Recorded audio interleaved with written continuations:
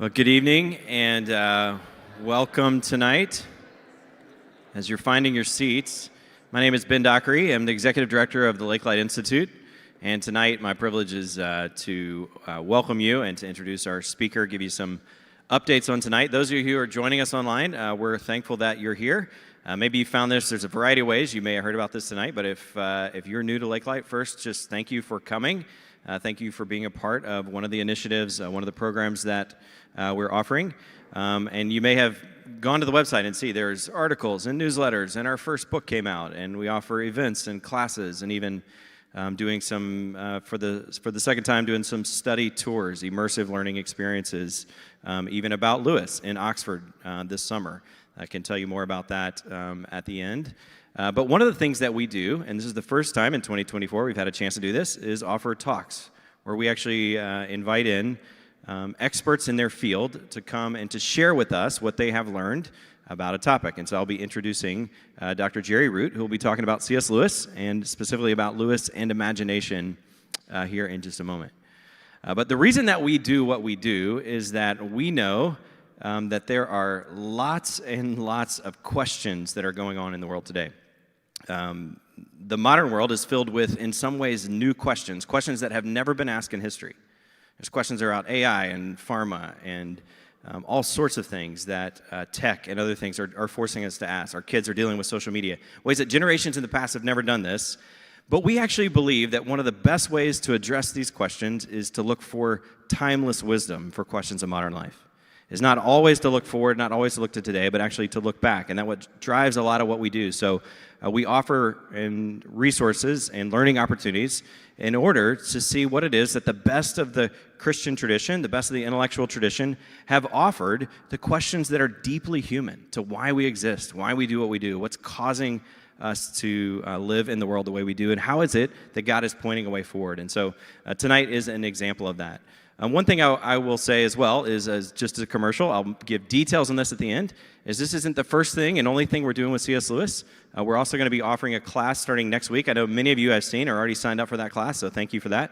It starts on Tuesday night, and our pastor, Mike Woodruff, will be leading that class over the next five weeks. So know that that's coming. I'll give you details at the end.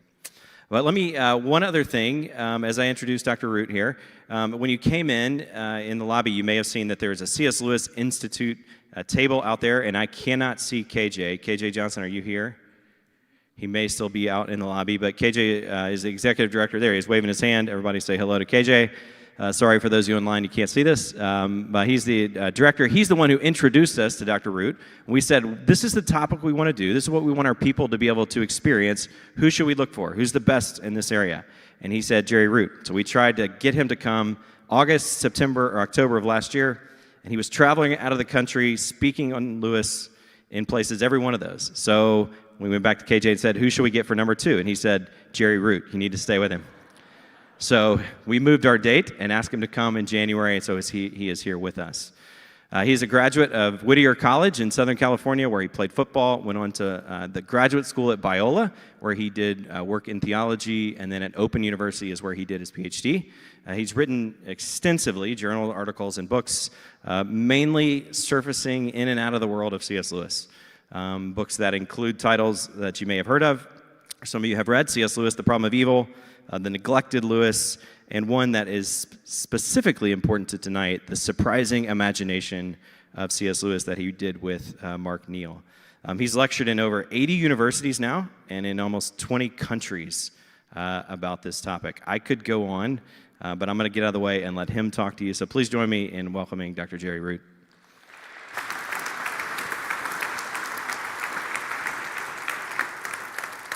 Thank you, Ben. He didn't mention that I was a PE major in college, so nobody expected much from me. And if you're a former PE major, I'm not trying to embarrass you or anything like that. But sometimes it's good for us to remember where we came from, so we don't get full of errors, that sort of thing. A person told me after I graduated from college, you don't get an education in college, you lay a foundation for an education. Commencement means you'll now commence your education. Pick an author who will take you places and make him your life study.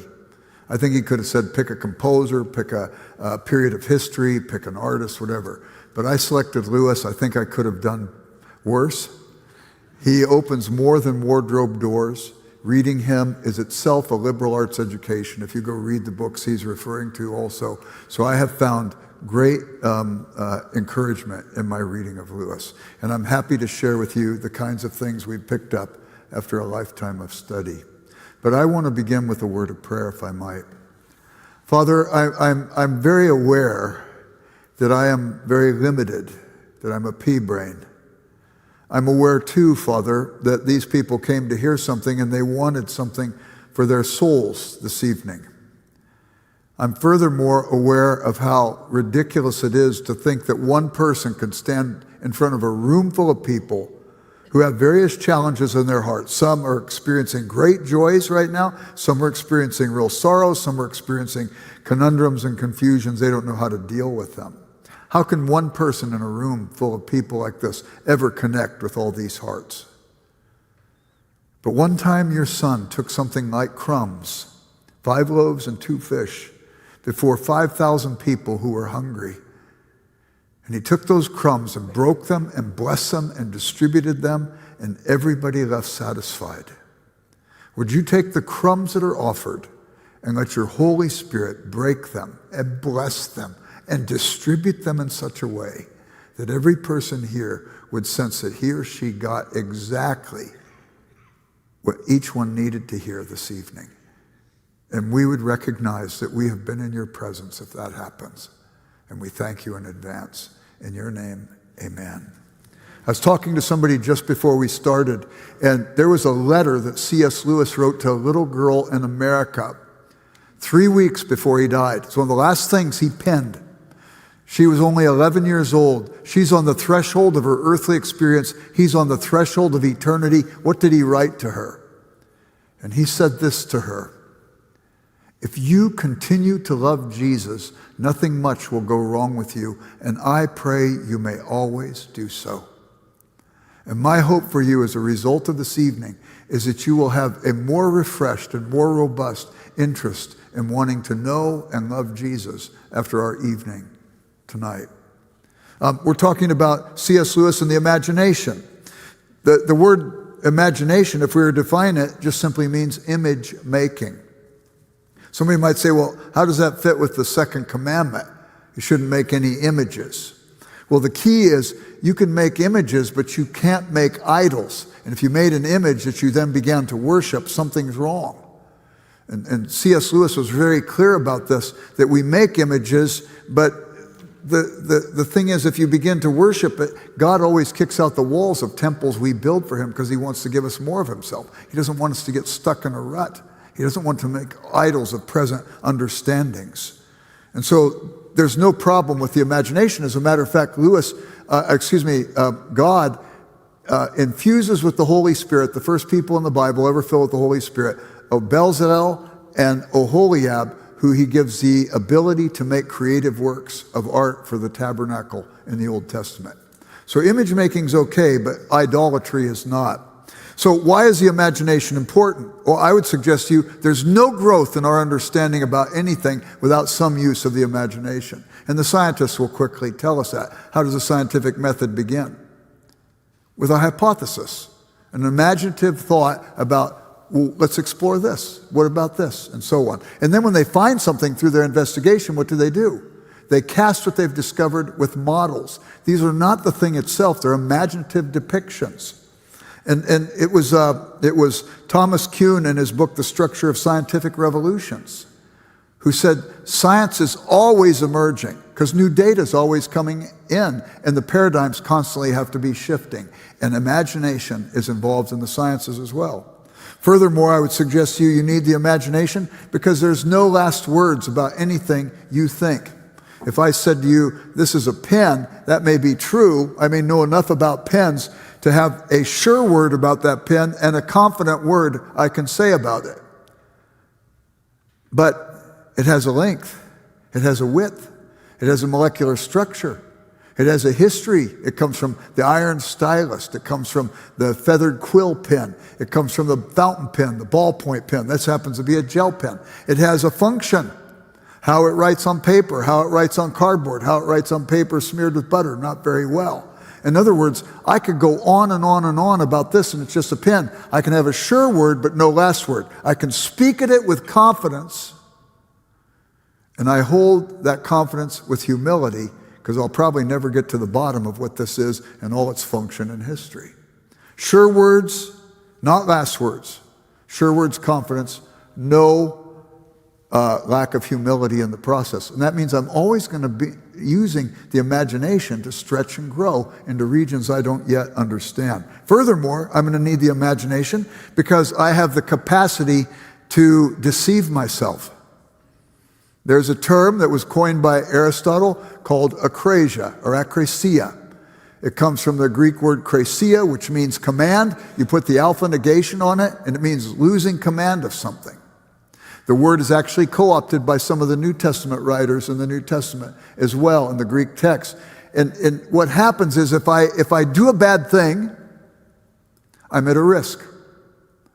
I can repent of that bad thing. I can change my behavior. If I do not, to live with myself, I'll have to rationalize and justify that behavior. That's akrasia. It's to lose command of my moral life through self-deception and so on. And consequently, I think we need the imagination because of that problem, and I'll explain how.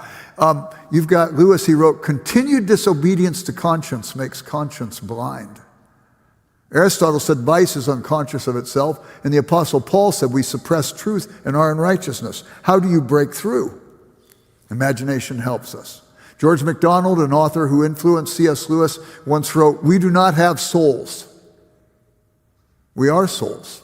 We have bodies. You could tell a child he has a soul and he thinks like anything else he has, his keys, his books, his coat.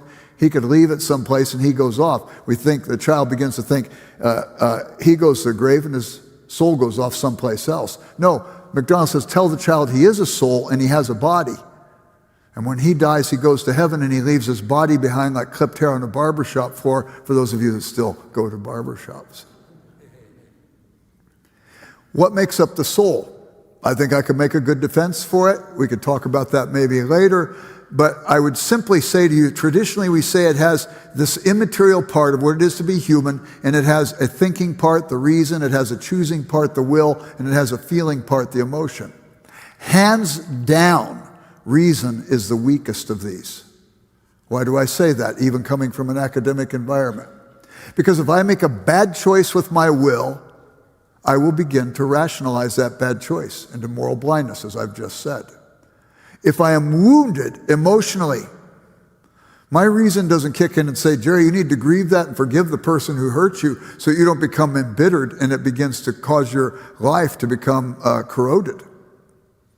No, my reason, being weak, eclipses and masks that and some sort of cyst on my soul filling with pus. You bump into me, I'll bleed a little pus in your area.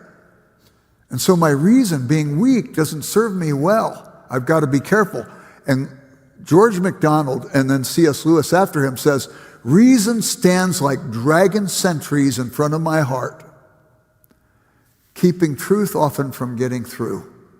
And Lewis asks, how do you get past the dragon sentries? And here again is the use of the imagination. It's often through story.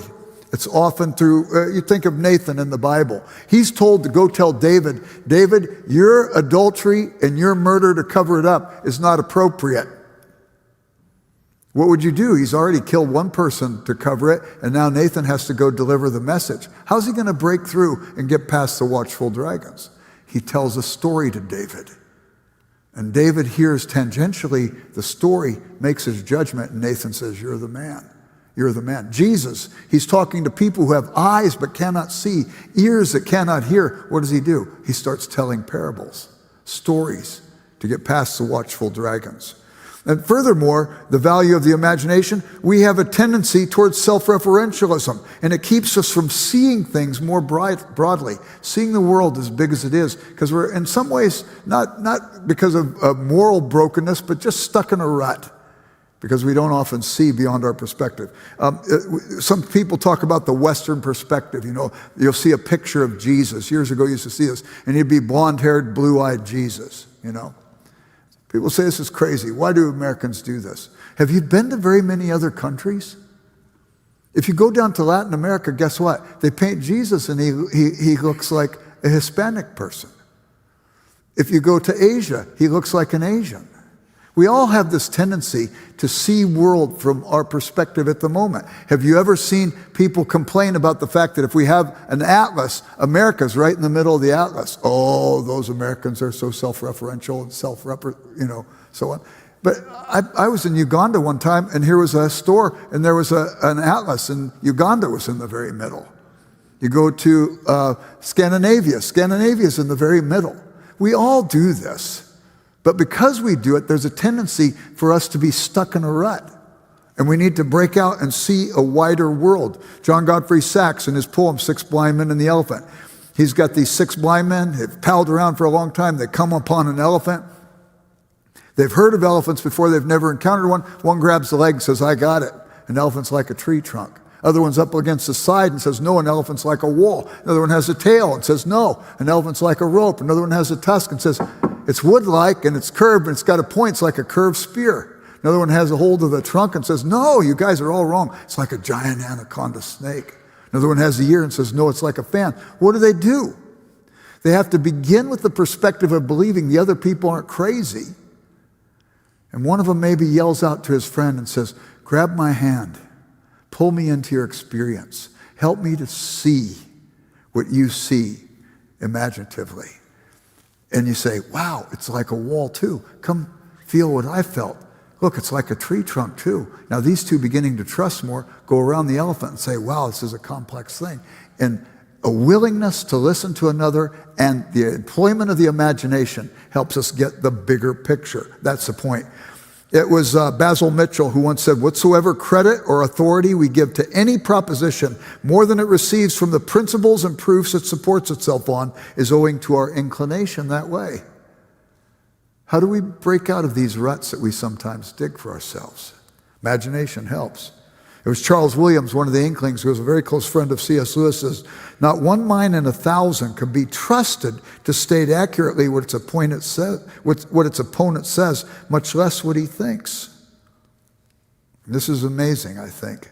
And it shows us that sometimes the self-referentialism requires some imaginative development to think beyond what we presently know and what is presently accessible to us by virtue of our experience.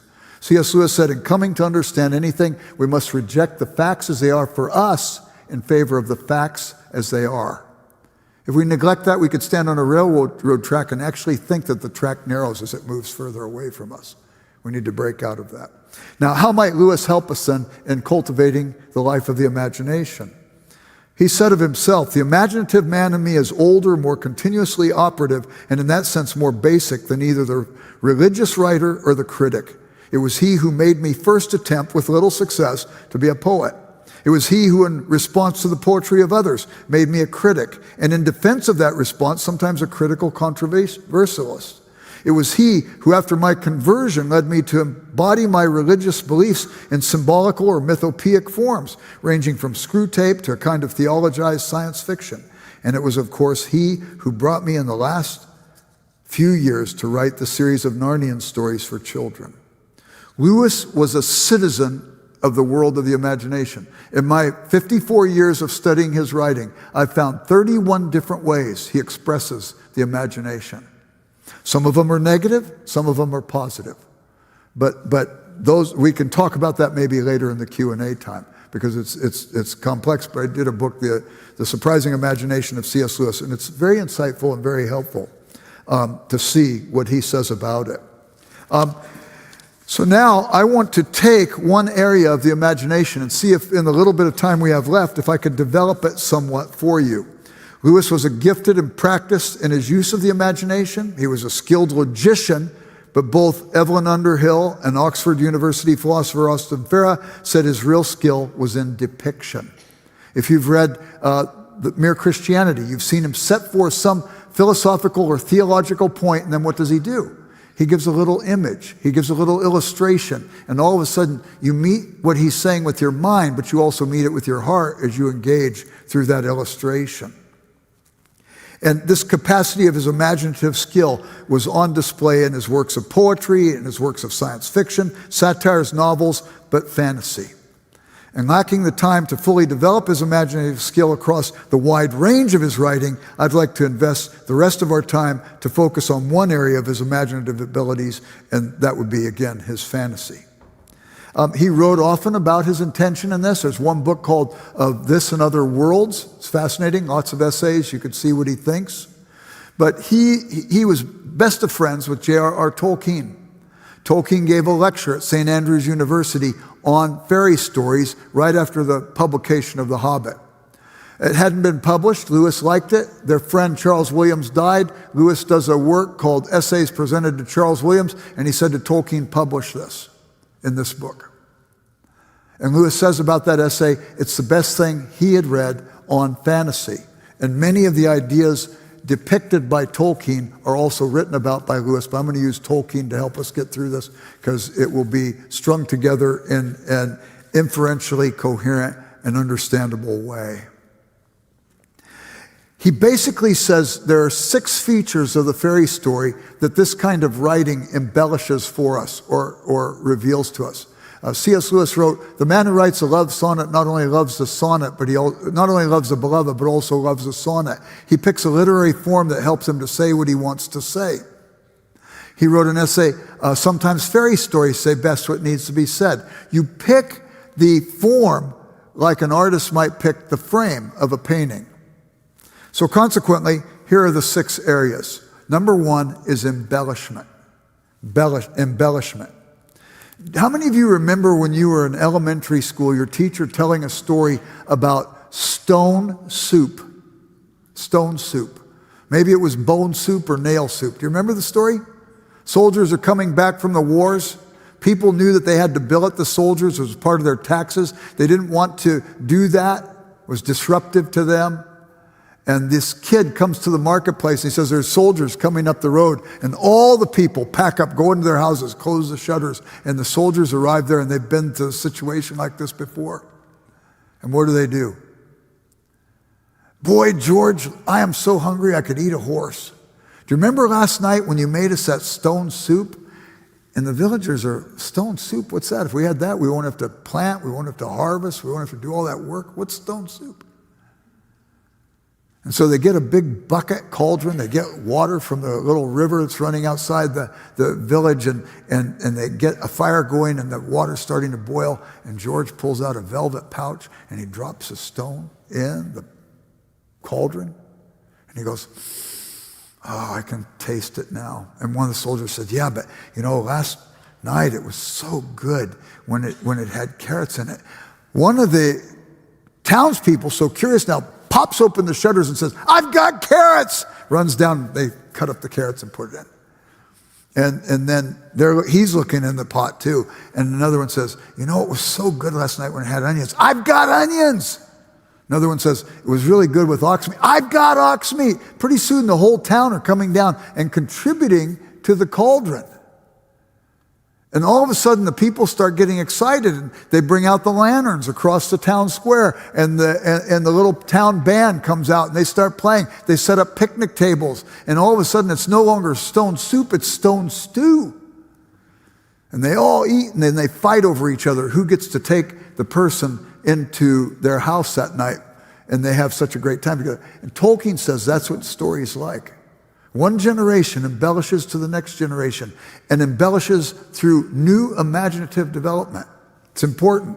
And we can see examples of it constantly. Lewis writes essays about it. What Chaucer really did to Il Filostrato, the genesis of a medieval book, and the discarded image he writes about it. And in some senses, we do it in our own world too. What was West Side Story? A retelling of Romeo and Juliet. What was The Lion King? A retelling of Hamlet. What was Bridget Jones' Diary? It was Pride and Prejudice retold, and if you didn't get it, Colin Firth played a character named Darcy in both pictures, and consequently, what do? The director's hitting us over the head with a 2x4. I'm just retelling the old story, embellishing it in new ways. Lewis practiced it himself. The Great Divorce, a satirical retelling of the Divine Comedy. Voyage of the Dawn Treader, a youthful fantasy of the Odyssey, Prince Caspian, Hamlet retold, Pilgrim's Regress borrows from Pilgrim's Progress, and on it goes. Embellishment is one of the big things in fantasy, using the imagination to take it further and apply it maybe to a fresh challenge. Next one is prohibition. And here they borrow from G.K. Chesterton. Chesterton said in his book Orthodoxy, positive joy exists on condition. The fairy stories were in some senses also not only to delight children, but to instruct children. Positive joy exists on condition. What do you mean by that? Well, the fairy stories always exhibit some sort of obstacle or barrier that you can't get over or you shouldn't get over and get beyond. Now, Cinderella, you can go to the ball, but you better be back before midnight. Pandora, you can have the box. Don't open the box. You ever hear a story sort of like that? You young couple here that I just created, you can be in this garden, but you can't eat from one tree. And the thing that is the barrier keeps us from that which will harm us. But instead of putting our noses up against the fence, we turn our back to the fence and we see the playground that's defined by the fence. Something we might not understand through just moral instruction, but the fairy story or the imaginative development can say, I think I get this. That thing's going to hurt me. This thing's going to give me joy. I think I want to keep my nose in this direction rather than that direction. And the next thing, we got embellishment, prohibition, then you've got fantasy. And the point of fantasy is it awakens desire, and ultimately it awakens desire for other worlds. And you've got this in so many stories. What is it with Virgil, with the Aeneid? Aeneas is a citizen of Troy. His city's been destroyed by the Greeks. A prophecy's been uttered that he should flee and build a new city. And what's the city he's going to build? Rome. Matter of fact, the word romantic comes from that story of the Aeneid. And he's a man caught between the two cities, the city of his birth and the city that will one day be. Augustine was no fan of the old myths. He liked that one because he thought it was indicative of our own lives. We're born and citizens of one country, but we have a longing for something else, something that we grope for. And Lewis says that the fantasy is to awaken that desire. When a child hears a good night story, a great good night story, what do they say as soon as it's over? Read it again. Why? They already know the story. They know the twists and turns of plot. There's no more surprise at the end. But Lewis says the story, if it was a good one, awakens in the child's heart a longing for another world. And ultimately a longing for the only other world they could ever really know, which is heaven itself. So there's fantasy that comes from these things. And there's much more we could say about that also after this discussion.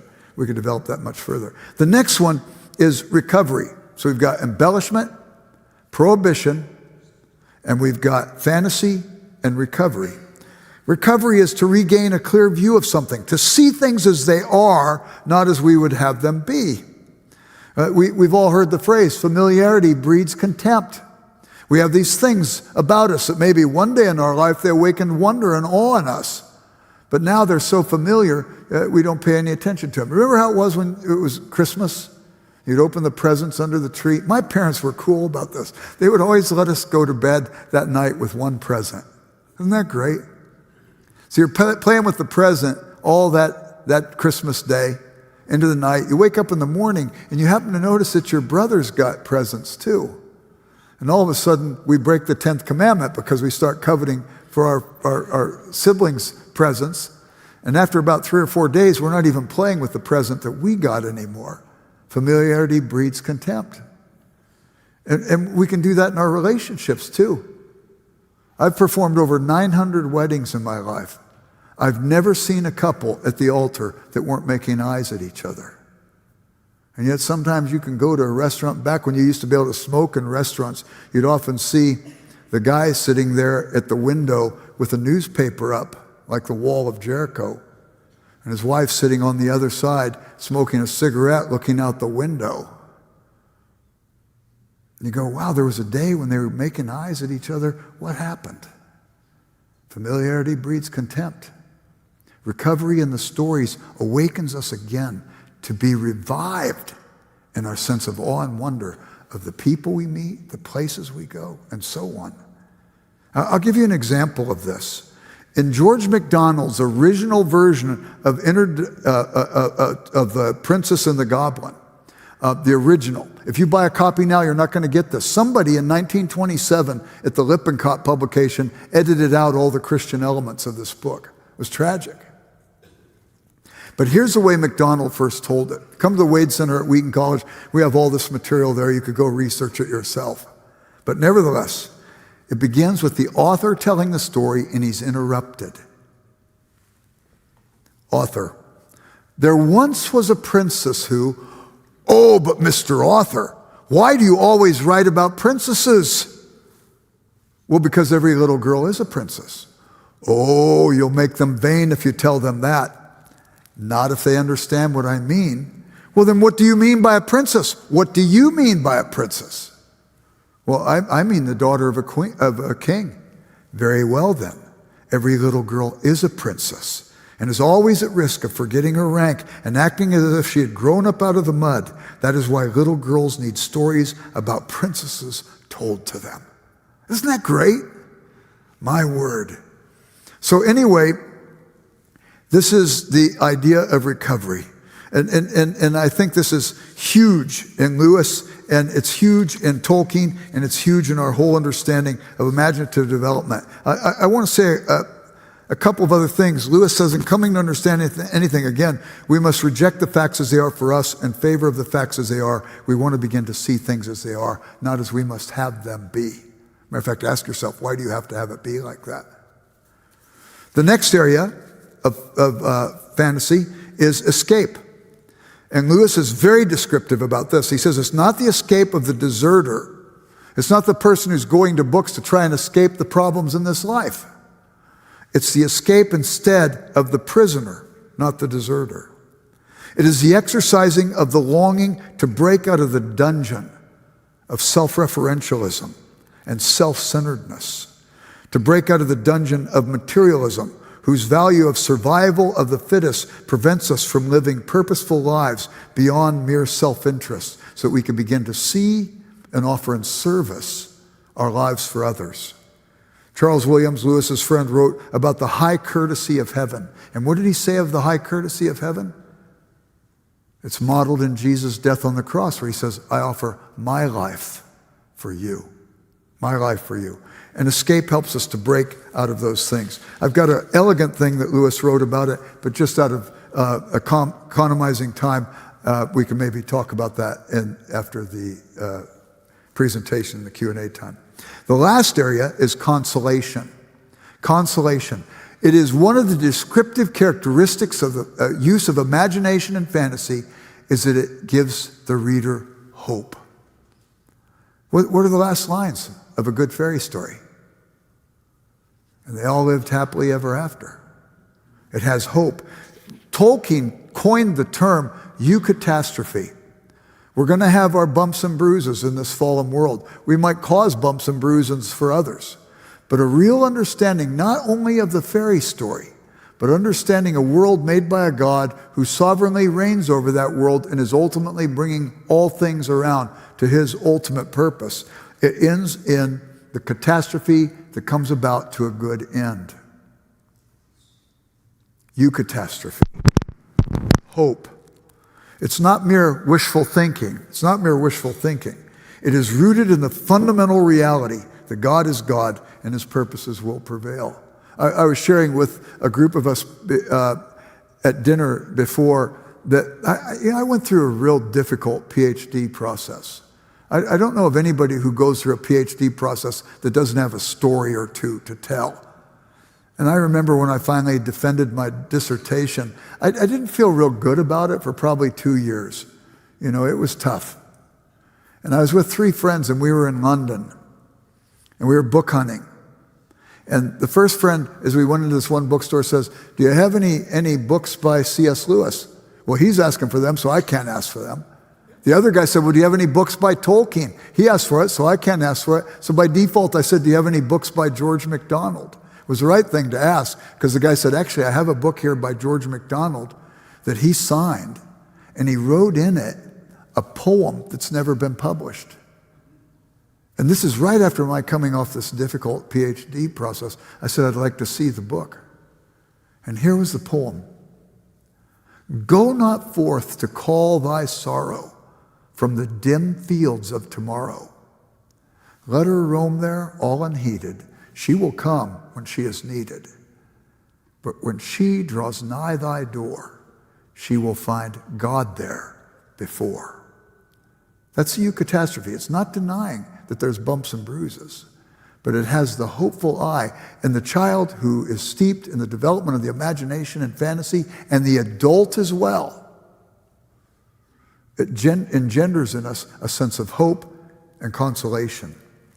Lewis's use of the imagination employed in fantasy and fairy tale is merely one small example of how the imagination can open up one's mind and heart to the ways of God in our world and build hope in each of our lives. So I'll say that as far as right now. And Mike, if you want to come up. By the way, Mike's real name is Michael. And it's the name of the archangel, and it means who is like God.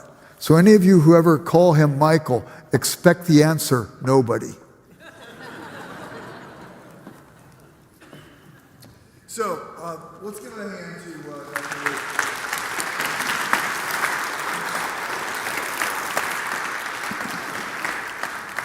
Hey, Michael. So I'll say in front of everybody what I said this afternoon when we met, and that is you win in that you've had 54 years of reading Lewis and 44 years of teaching Lewis around the world, 80 universities in 20 countries.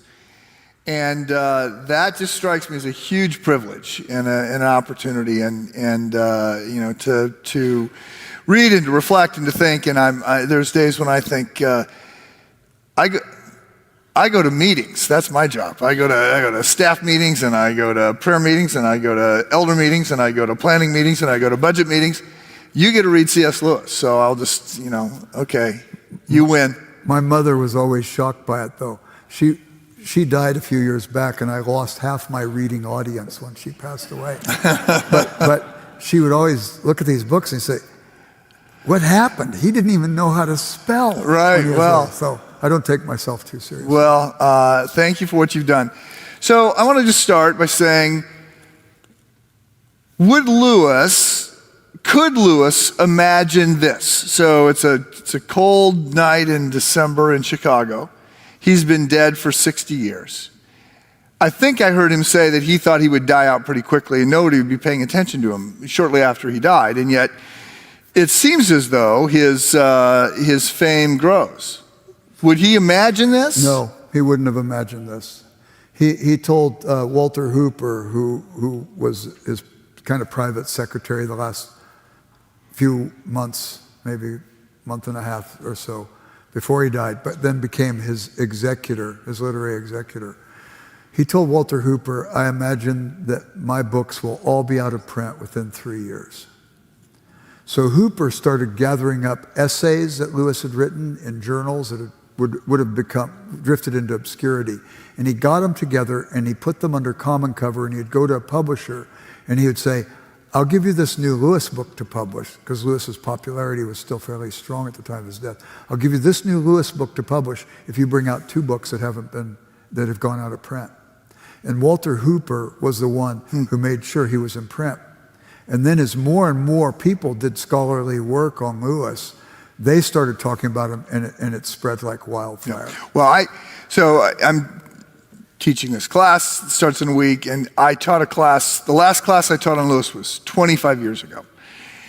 And I come back to my notes, and I start to look around about 6 months ago, and I'm like, okay, I got to catch up on this. And I discover, while I'm not watching, although he's been dead, more books keep coming out by Lewis. I'm like, oh my goodness, he's published 10 books since he died, maybe more than that. And then all these people do PhDs on him, and the Lewis world grows and it expands. And then I realized that you have Lewis, who's famous for his fiction, whether it's children's fiction, the Chronicles, or it's the adult space trilogy fiction.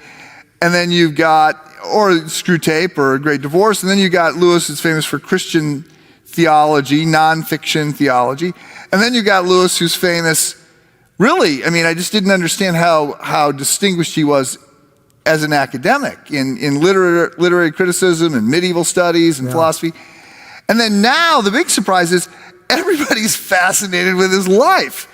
Yeah. And so you've got movies coming out on his marriage, and movies coming out on his friendship with Tolkien, and movies coming out on, I went to see the movie on Freud that came out just a couple days ago with Anthony Hopkins. You've seen that? I haven't seen the movie. I've seen the play and I've read the play.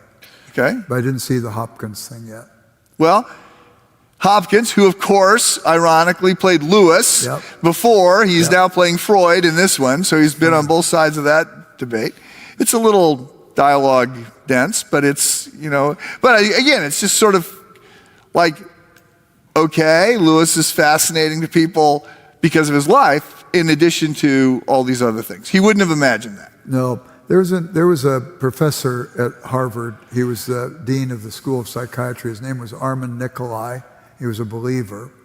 And he wanted to teach a class on the conflict between materialism and supernaturalism.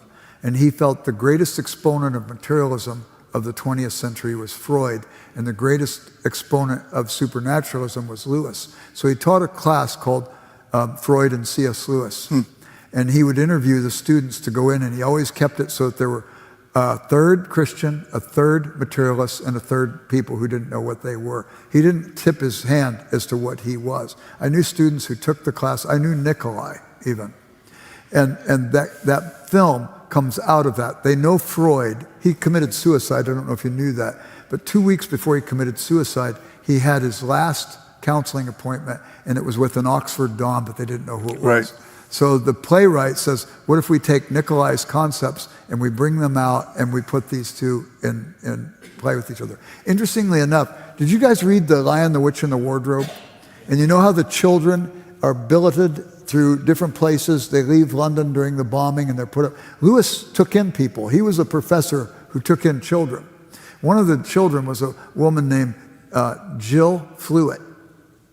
And every child who stayed with him during the war, he paid for their tuition for college. Amazingly generous guy. Matter of fact, he was notorious for giving money away. One time a panhandler came up to him and asked him for money, and he just emptied his pockets. The panhandler, the guy who was with him, said, what'd you give that guy money for? He's just going to go drink it. And Lewis said, yeah, but if I kept it, I would drink it. I would drink it too, yes. Yeah. So Jill Fluitt went on to marry Sigmund Freud's grandson. And Lewis stayed close friends with Jill Fluitt and her husband, and they would often go to dinner together and so on. Isn't that ironic? Yeah. Well, spoiler alert to the movie, it sort of plays to a draw, Lewis and Freud going back and forth, but in terms of the arguments, but Freud comes off looking much worse. Lewis is very patient. Freud is depressed and so full of contradictions in his life and his theories and everything else. So it's a little, he's a little desperate, but I would have liked a little stronger arguments from Lewis. Lewis is just sort of loving and caring with this guy who's clearly dying, and he figures that out. So, yeah. Well, so, by the way, one of the other surprises that I've had, and you sort of allude to it with this Nicolai saying that, yeah, one of the greatest proponents, one of the advocates, one of the greatest people to critique materialism and to argue for an objective reality is Lewis. Wait, he critiquing materialism. Yes, I'm sorry, but I was surprised to see the attention being given to the abolition of man. When I read it 30 years ago, one, I didn't get it, and I just thought, this debate at the beginning between two people looking at a waterfall, and one calls them sublime, and the other one calls it pretty, and Lewis says, if you call it pretty, all of Western civilization is going to collapse. And I'm like, what are you talking about? And I just didn't understand much of what was going on there. But I'm a little bit aware now that lots of people are looking at the abolition of man or that hideous strength an example of Lewis using his imagination to sort of put smuggled truth under the radar, as you've talked about, that lots of people are now looking at this book and saying, oh yeah, this is the guy who sort of called what was going to happen. In an age of great subjectivity, self-referentialism, relativism, Lewis's book, The Abolition of Man, shows why objectivity must be something we embrace and develop and cultivate in our own thinking. Go back to the image of the waterfall. In this book, Lewis takes a passage from Samuel Taylor Coleridge. It's an event in his life, but it's actually from Dorothy Wordsworth's Grassmere Journals, 1803. And they went to the Coralline waterfall on the River Clyde. And Coleridge is there and he says, the waterfall, he sees two tourists there, and one of them says, the waterfall is pretty. The other one says, the waterfall is sublime. It's a Platonic ideal of what a waterfall should be. And Coleridge assented to the one who said it was sublime and didn't like the one who said it was pretty. Neither of them were saying something negative about the waterfall, but one had a more robust description. With the authors of this book that Lewis is taking to task, it's a children's school book that he thinks all kinds of ideas are being smuggled into kids' minds, and they need to be alerted to what's going on in these textbooks. He said the problem is, they said Coleridge had no right to make that judgment. Well, the deal is, what was the basis of his judgment? Lewis says, all judgments imply a standard. What was the standard? Objective reality. The waterfall was there. If he would have said it was an elephant, it would have been discounted because there was no elephant there.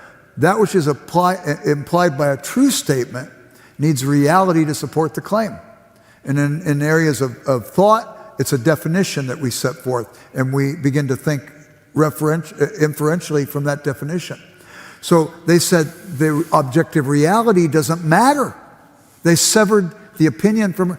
Truth is not reality, people. Truth is what I think about reality when I think accurately about it. This is a pen. That's true. There's a reality that supports the claim.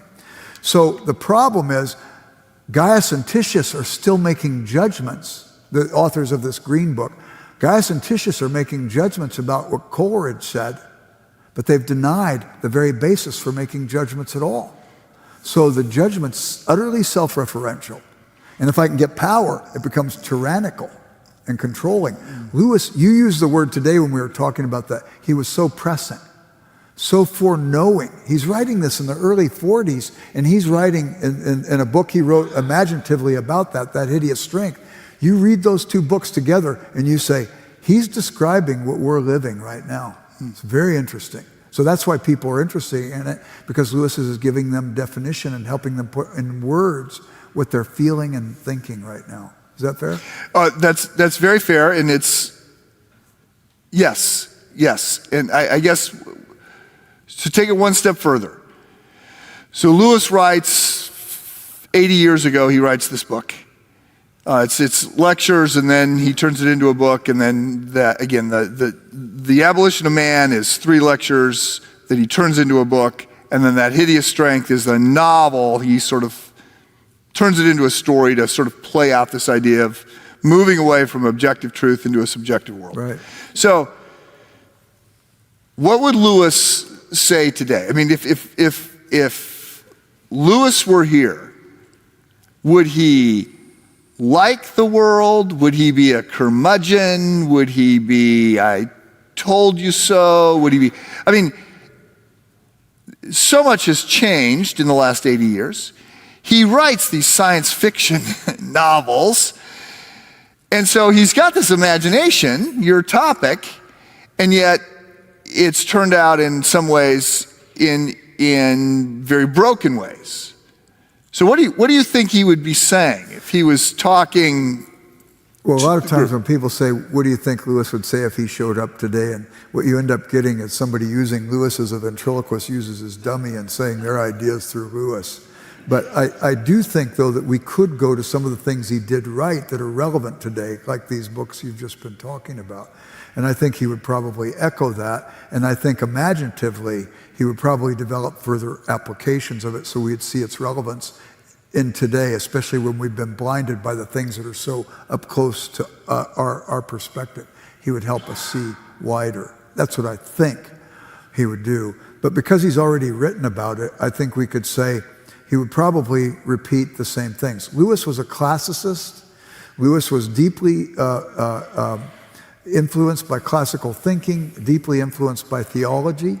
And I think that was the skeletal structure after his conversion on which he fleshed out most of what he wrote. He said, I believe in Christianity as I believe the sun has risen, not only because I see it, but because by it I see everything else.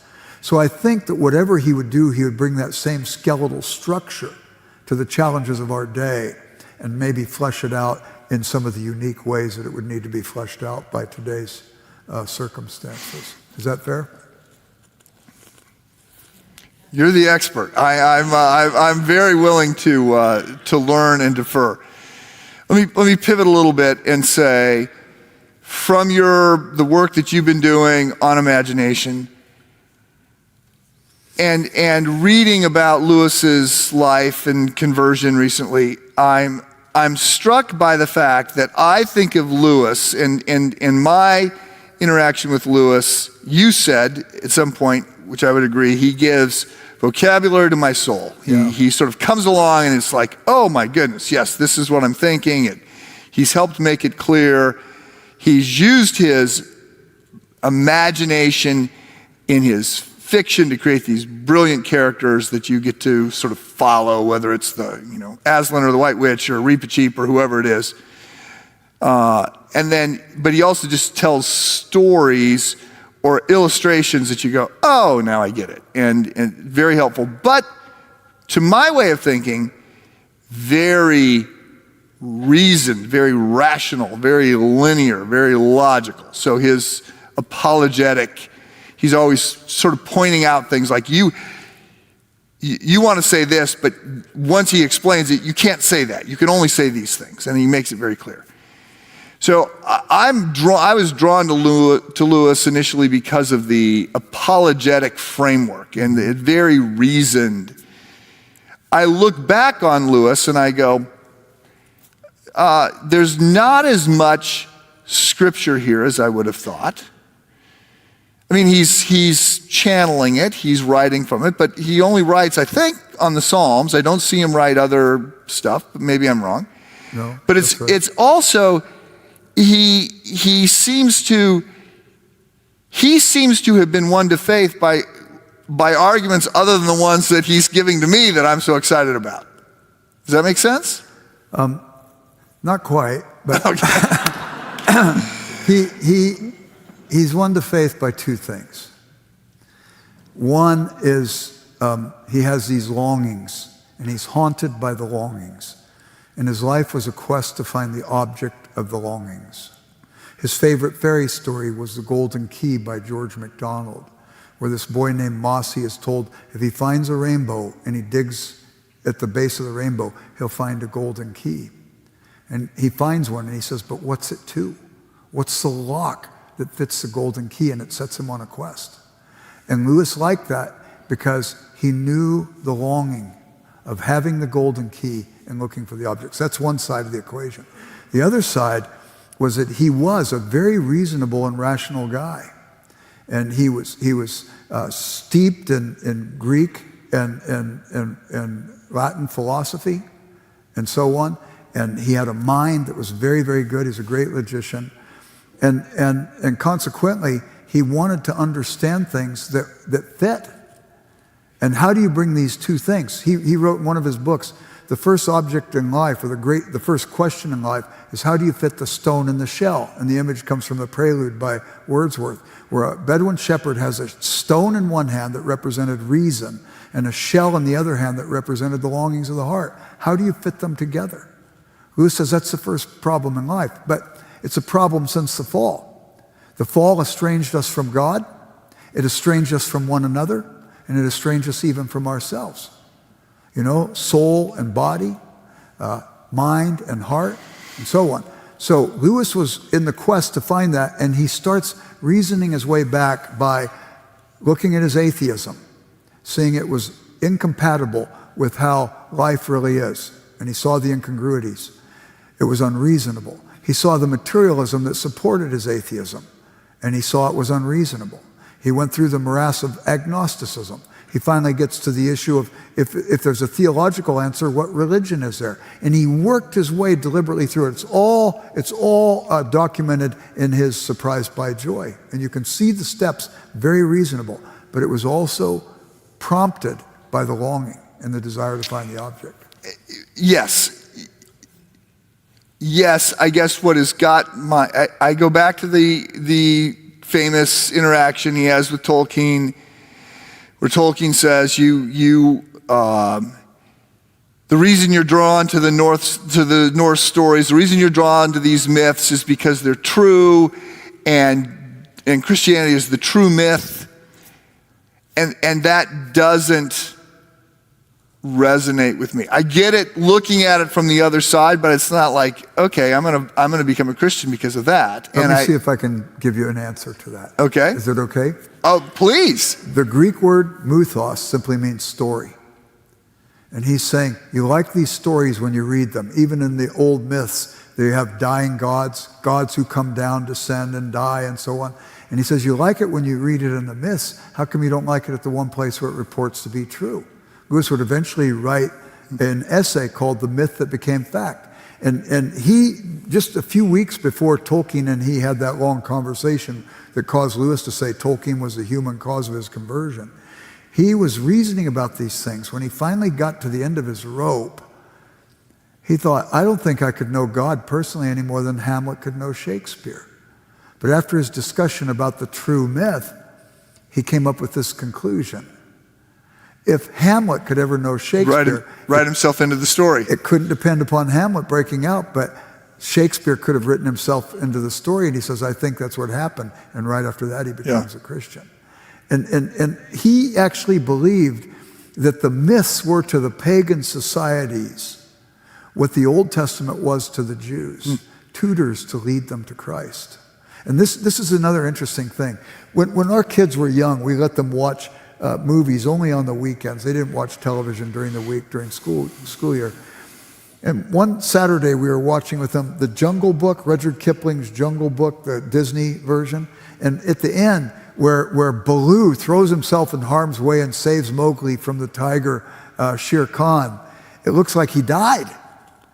And Bagheera the panther's walking off with Mowgli, looking back at the limp body of their friend. And Bagheera says, greater love hath no man than this, that he lay down his life for a friend. I go, that just doesn't sound like Kipling to me. So I blew the dust off my Jungle Book, and it's not in there. It's in John 15. I'm curious about this. Years later, I'm asked to come give lectures to all the Disney artists. And they would sit in this big auditorium held about 400 people. And they all came in, they'd give them a box lunch, and once a month they'd bring in somebody to talk about story to keep them fired up about what they're doing. And they have 45-minute lecture, 45 minutes Q&A, and then they go back to work.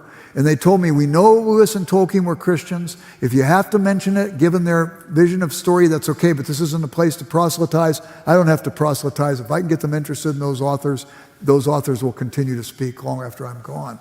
So anyway, but they said you can answer any question our artists ask. I give my lecture, first question. Weren't Lewis and Tolkien Christians? Could you tell us about that? Second question, isn't Aslan a Christ figure in the Narnian books? Could you tell us about that?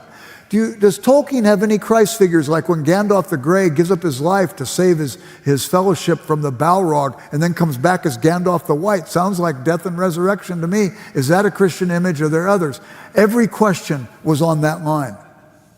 The lecture's over, and they're going out. 20 artists come up to talk to me. And they said, you're a Christian, aren't you?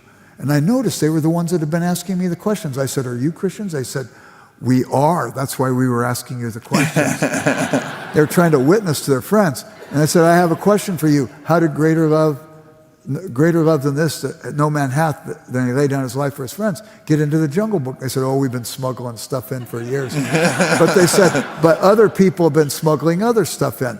But here's a story that is so remarkable that most of our sense of story is drawn from that great story of one laying down his life for another. You told me you like Les Mis. Les Mis is about that. The bishop gives the candelabrum, and then John Valjean plays it forward, and so on. The high courtesy of heaven, I give my life for you. So James Cameron, do you know him, the movie maker? I've never heard him interview where he doesn't, even if it's not part of the interview, take a swipe at Christians. And yet all the movies he makes are our story. Terminator 2, an alien comes from another world and lays down his life to save the woman and her child. Titanic, a guy named Jack wins a ticket to the doomed ship. He's incarnated onto the ship and goes immediately to the bow of the ship, makes a shape of the cross and says, I'm king of the world. There's a woman stuck on that ship, and she's caught in circumstances not of her making. Her father's died, left them penniless, and the mother says, I will never be a washerwoman. Promises her in marriage to a rich guy who's the devil incarnate. And she goes to the stern of the ship because she knows she's not going to make it. She's going to throw herself off. Jack just happens to be here and saves her. They bring back the old lady to hear the story of the night the ship went down. They say, we have no record of him in the ship's roster. And she says, isn't that amazing?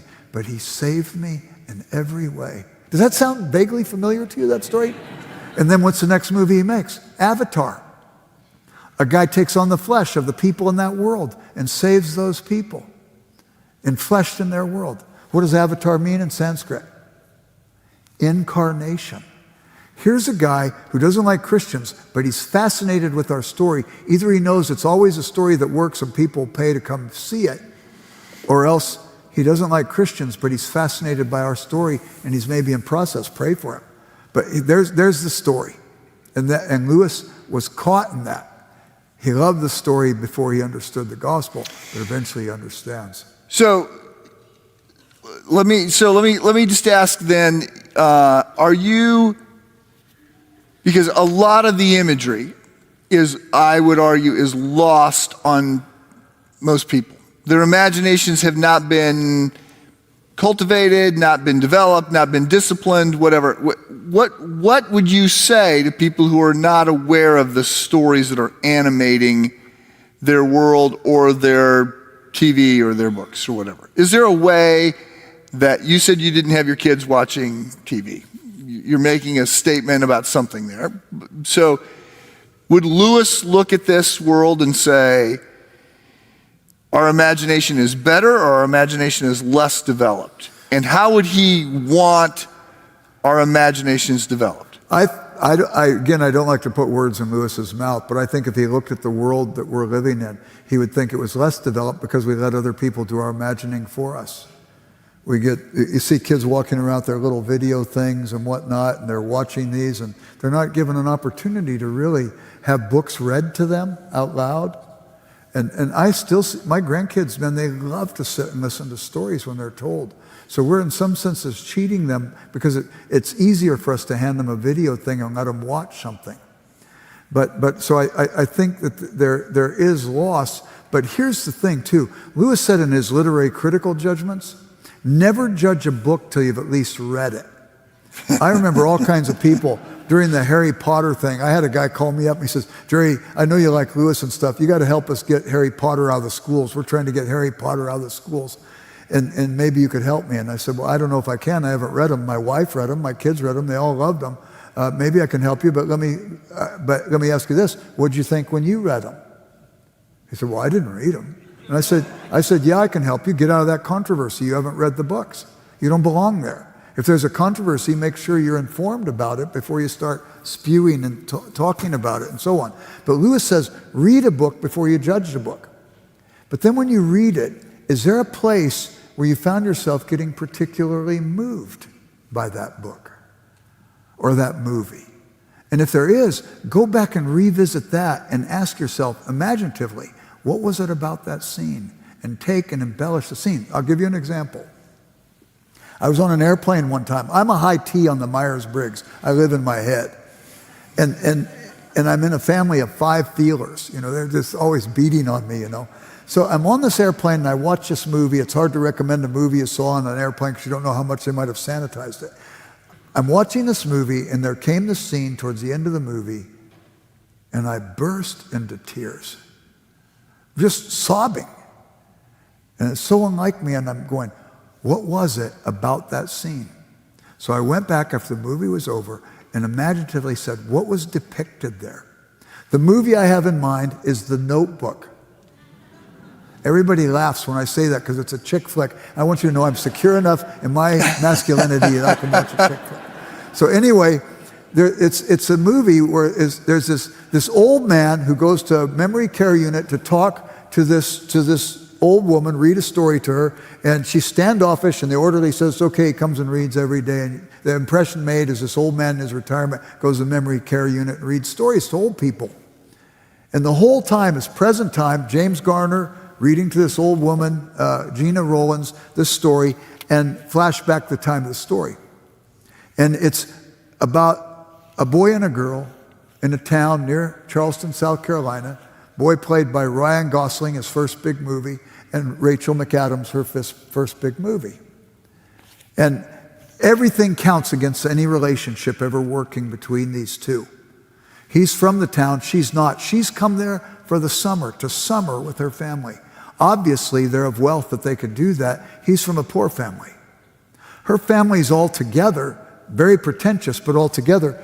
We never see the mother. We don't know if she died or if she abandoned the family.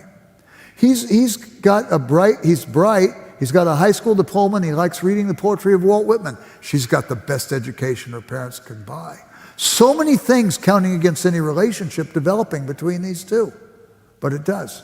Summer romance emerges. When the parents find out about it, they're going to get that girl out of there because they got plans for their daughter. And as they're leaving, he's weeping, running after the car. She's weeping in the car. He yells to her, I will write to you every day. Mother hears it. She's every day at the post office box before the girl could get there and intercepts every letter, more counting against this relationship ever working. Then World War II breaks out, and all of a sudden, more distance. And it's at that moment that the director tips his hand, and you realize it's this old man and this old lady's story. And he goes every day to read her the story. The last scene, almost the last scene. He's finishing up the story after a whole day. There's a tablecloth over the Formica table in the hospital. There's a rose and a bud vase, a candle's burning, a nice dinner, and a record player playing all the music that informed their relationship. And the whole environment is pulsating out to the woman, the love of this man for her. He finishes the story, and she says, that's the most beautiful love story I've ever heard. And it sounds so familiar. And at that moment, cognition washes across her face. She says, it's our story, isn't it? He says, yeah. She says, how much time do we have? He says, last time it was only 5 minutes. She says, how are the children? That's a question a mother would ask, isn't it? He said, they're fine. They came to see you today. She says, tell them I love them. He says, I will. The music's playing. She says, hold me. Dance with me across the floor. And while they're dancing, as quickly as she came into cognition, she falls back out of cognition, and she starts screaming, finding herself in the arms of a stranger. Orderlies have to come in and sedate her. James Garner's character is standing there, biting his knuckle, weeping. And at that moment, I just totally lost it. What was it about that scene? And as I went back and tried to imaginatively reflect, I realized this is all of our stories. We're all part of what looks like an impossible love relationship. So many things count against it. And yet we're constantly being told the story over and over and over again. And once in a while we come to a moment of cognition, and it's so precious. And then a little inconvenience happens, and we fall back into our dementia. I think it's our story. And we find our story in so many dimensions reflected in the great literature, because even the great artists and writers, they have these heart feelings about what it is to be human and what is the quest of our humanity. And it's to long to have restored the estrangement that occurred at the fall. So Lewis buys into that. I do too.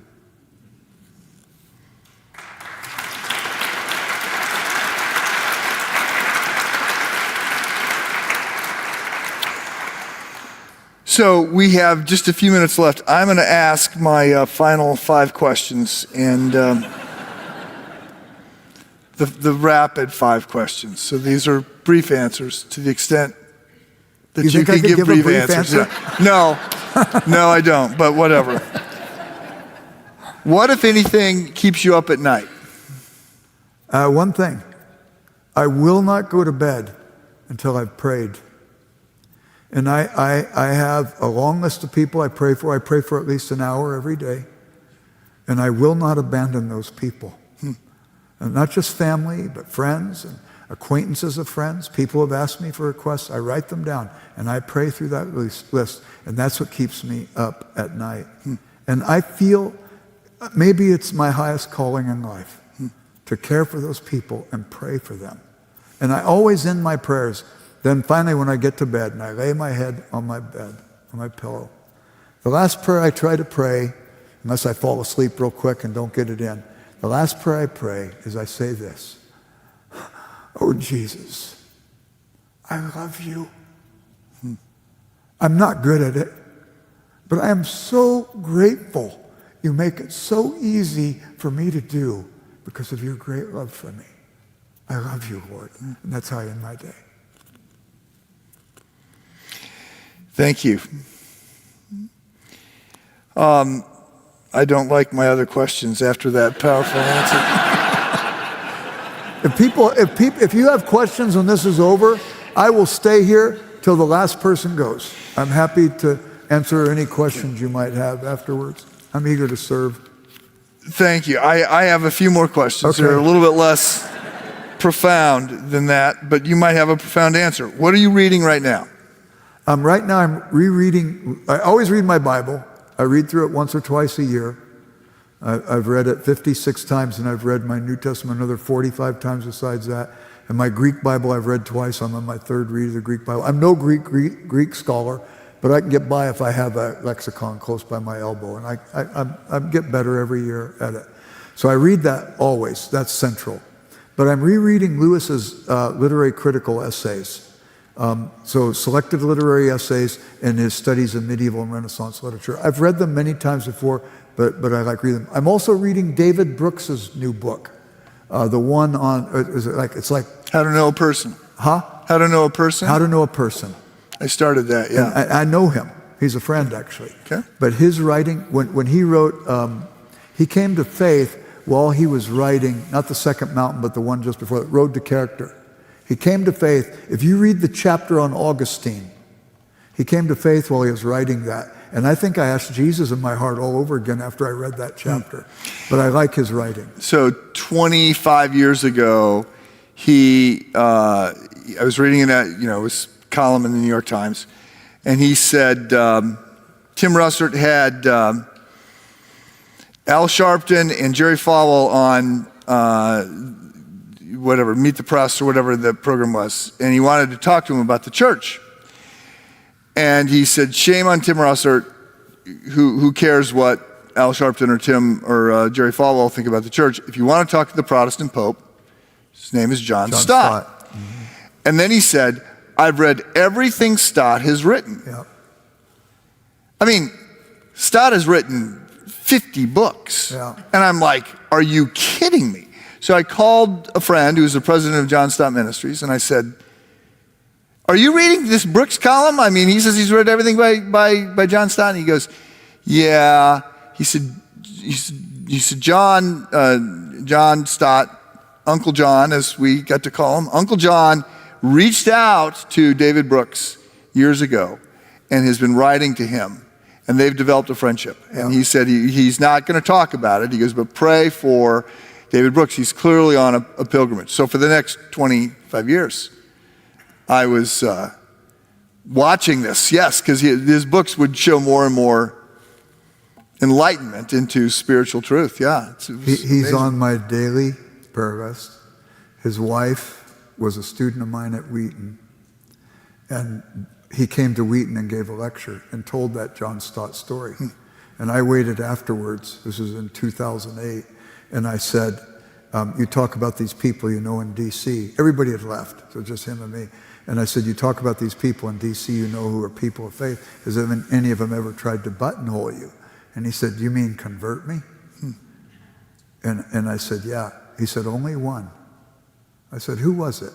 Who was the one Christian that you mattered so much to him that he would share the faith with you? And he said, John Stott. And I said, what happened? And he said, I can't tell you. I can't tell you. So I didn't know what that meant. And I didn't really get to know him till 2 years later. And then later we were able to carry out that conversation further. But there's real faith in him. And he's very Lewisian in that he is a faith-integrated writer now. And I don't know if you want to see something by him, it reminds you a little bit of Lewis, actually. He doesn't write fiction, to my knowledge, but his prose is perceptive, and his nonfiction is as perceptive. But you can see the Trinity Forum. Just Google Trinity Forum and watch some of the interviews or some of the presentations of David Brooks. A couple years ago, I had a friend, I will not say his name, and he's not a close friend, but he's a friend, and I saw him at this event, and I said, hey, can you tell me, has David Brooks come to faith? And he said, well, Mike, what does one know about such things, the heart of other people? And I said, yeah. I said, I don't know anything about David Brooks' heart. I said, but I think you might. And he didn't say anything. I said, do you know David Brooks? And he says, I do. And I said, have you been with him recently? And he said, I have. And I said, okay. I said, so I was at an event that Brooks was at. There was, I don't know, just David and 5,000 other people and me. I said, so are you talking about that? He goes, no, there were, he goes, I guess 10 of us. And I said, okay, so who are the 10? He looks at me and he says, well, Bono asked if I would lead a devotion for you two before the concert. And Brooks was there. And I'm like, Bono asked you if you would lead a devotion. You sort of buried the lead there. And I said, and Brooks was there. And I said, he was. And I said, so has he come to faith?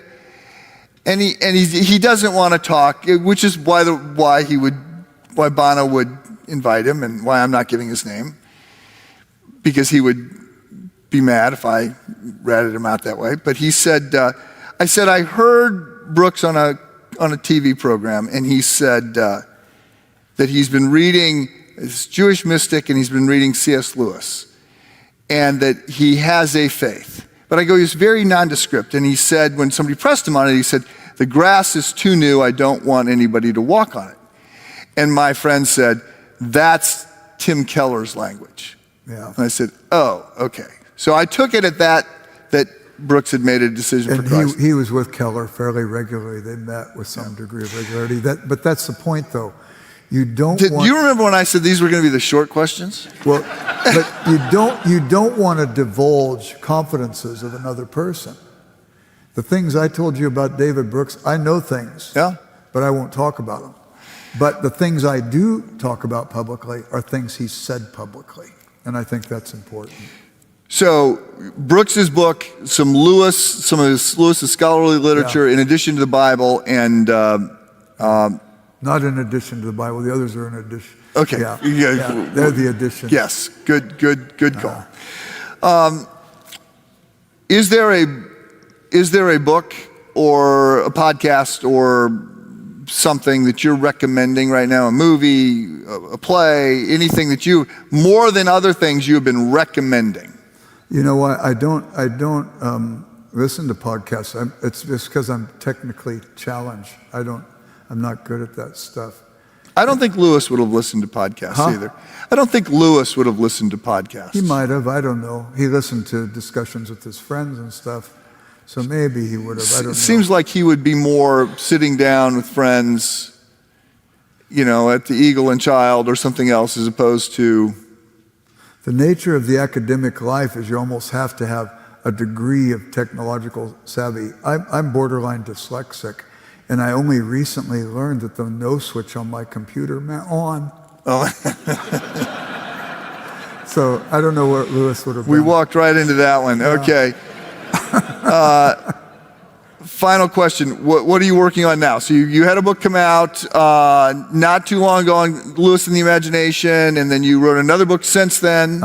It's called The Splendor in the Dark, and it's an analysis of one of his two books that he wrote before he was a Christian, the narrative poem Dimer. It's a 100-page long poem. And I think it's really important to see where Lewis is at on the cusp of his coming to faith. And I've tried to read it. It seems very dark. Oh, I like the book, though. I think it's a well-written poem. But I'm the I'm only... not talking about your book. I'm saying the poem, the Dahmer poem, I thought was pretty... Well, I gave these lectures at Wheaton College, and 3 lectures, and each one was responded to by another prof. I never laughed so much in my life.